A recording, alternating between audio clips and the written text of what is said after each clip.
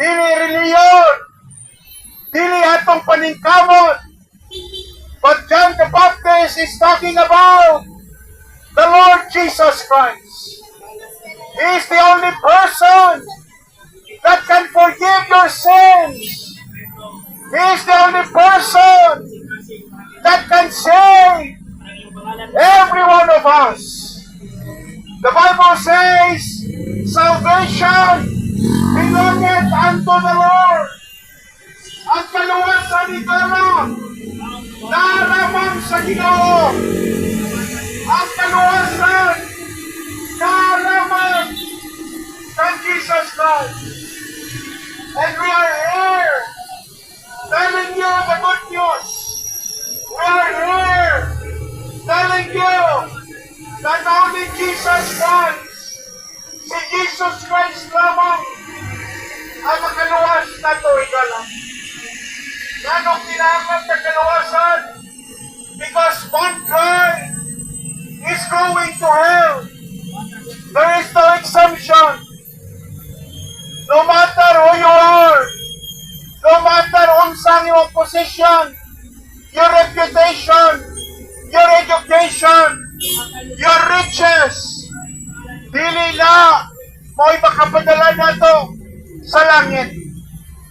Usa lamang ang dalan padulong sa langit, higala, pinalanggan sa buhanon. And we are telling you, only Jesus, siya lamang ang atong takos na manluluwas. Siya lamang ang namatay, nalubog, o nabanhaw para sa atong salam. Muna siya kitawag sa Bible na gospel. Gospel of Apostle Paul. He called it gospel of the Lord Jesus Christ. He called it the gospel of our salvation.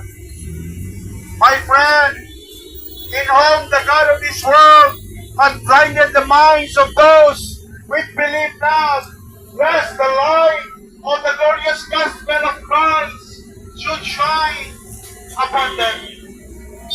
Ang tinudanay higala, ibutaan ta sa yawa. Ang tinudanay na sitwasyon higala sa katawan is we are depraved, is we are lost in sins, and without the Lord Jesus Christ, we are going to hell. And this is the good news na preaching na amin dire kada Lunes sa hapon para isangyaw kaninyo na si Kristo lang, si Jesus Christ lamang ang dalan sa kaluwasan. Kung inyong madunggan, we are not preaching our religion, we are not preaching our group. Never mind us, never mind what we believe, but what the Bible says. Mo na atong gibuuhan, mo nang gisulti. Ingon sa Bible, ye shall have life through His name. Ingon sa Bible, si Jesus Christ lamang ang makaluwas nimo. Sigala, ayaw paglangan, ayaw pagkuanuha. The Bible says, for God so loved the world that He gave His only begotten Son, that whosoever believeth in Him should not perish, but should come to repentance. Higala, si Kristo ang iko nga imong dangpanan. Si Kristo ang iko nga imong tuuhan. Dili ka makaluwas sa imong kagalingon, kay kita makasasala.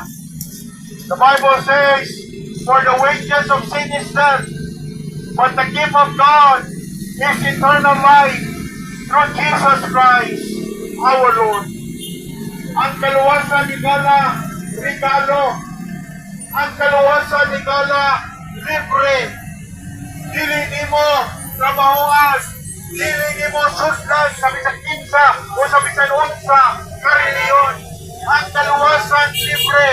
Ang kaluwasan, ang finished work ni Jesus Christ. He is the only Savior. He is the only mediator who only Him is the only way to heaven.